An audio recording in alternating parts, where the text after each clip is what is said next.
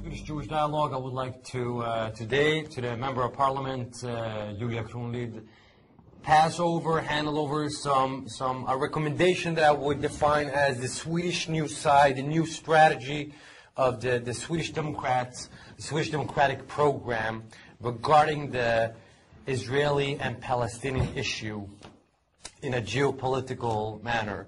So first of all, it's a very simple, briefly, 7-point program where it's an action program where we firmly believe in this is the most optimal way for you as a Swedish National Christian Party to stand side by side with the only democracy in the Middle East, which is Israel, the state of Israel, with its thriving democracy, with its thriving diversity most of all. So just to summarize up, I would first of all start to analyze and investigate in the corruption affairs of the Swedish Humanitarian Aid Authority, SIDA.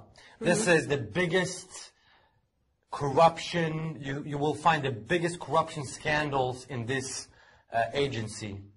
They are doing everything they can to delegitimize the state of Israel, the state of the Jewish state.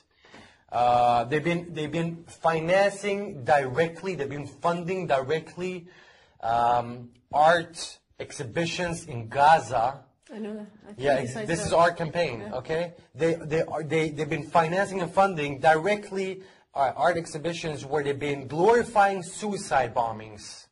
And this is what they want to spread: Swedish tax money, SIDA. So we should put a stop for this.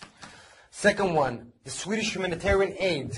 According to the previous former development minister, Gunilla Carlsson, she said she threatened the Palestinian Authority, the so-called Palestinian Authority, by decreasing the annual amount from 720 million Swedish crowns, once again 720 million Swedish crowns annually, to 500 million Swedish crowns. Why should we decrease it? Take it off all the way. This is money that goes to not to the poor so-called Palestinians, Arabs. This is money that goes directly to the thieves and to the political corrupted leaders of the so-called Palestinian establishments. So we need to decrease it from 720 million to zero, nothing. No more Swedish tax money to the corrupted thieves of the Palestinian Authority. We said that. The third point, the Swedish embassy should not be in Tel Aviv. It should be in the capital of the state of Israel, which is Jerusalem, which is the undivided, the eternal capital of the state of Israel. Undisputed, nothing else to discuss about. The Palestinian embassy of Sweden should be revoked. There shouldn't be a Palestinian embassy. They updated. You are the only party that said no to the Bravo. Only party in all the other parties said yes. We said first they should be a country, and then they should have an embassy. Exactly. Only embassies to countries. They are not a country. Even though they don't have a country, they could have a consular, but not when they are partnering up with Hamas. Sweden is a extremely good example, a bad example on partnering up with terror regimes.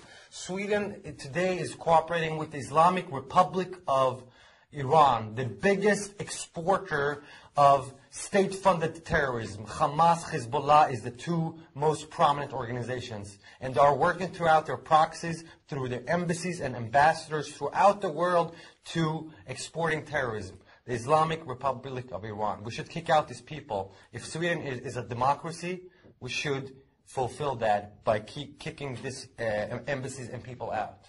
All right. My fourth point, the Swedish church, what is their actual task? What is their actual assignment? It is a theological institution or a political institution? That's a good question. You need to raise this because we don't want to see the Bishop of Sweden, to partner up with the so-called Palestinian cause and once again legitimizing the state of Israel and the Jewish people. And of course, the free churches around Sweden that are pro-Israel, that are Zionists, that love the only democracy in the Middle East, we should actually raise that question as well. It is Swedish. The Swedish church is a corrupted organization, and they have totally left the original path, which was supposed to be a theological institution and not a political one. And my sixth remark is that we definitely have to raise awareness about the so-called Palestinian issue, as what Mr. Zahran is claiming. In Sweden, the Palestinian movement, which is publishing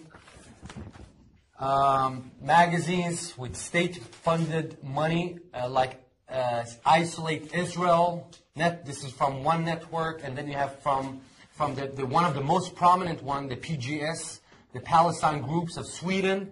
This is all propaganda. This is all hatred not from the Muslims. This is the interesting. For once, it's not hatred from the Muslims. This is hatred by the Swedish left. Yes. All right. So I don't want to delegitimize or condemn the Swedish Muslims. This is the Swedish left, the Swedish Social Democrats, the Swedish Left Party. They don't believe in the state of Israel's existence. So, and this is their legitimate way by taking tax money and publish this.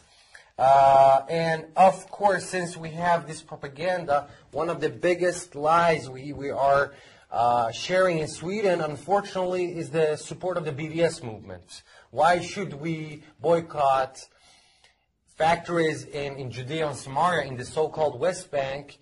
If we're gonna close down these factories, who's gonna be without work? It's gonna be the Arabs, not the Jews, not the Israelis. Yeah.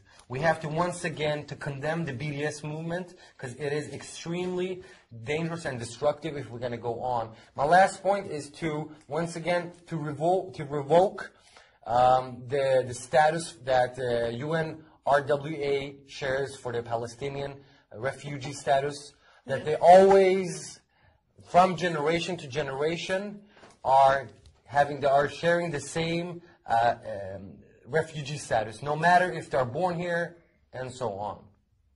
So thank you a lot. Thank you very much for coming.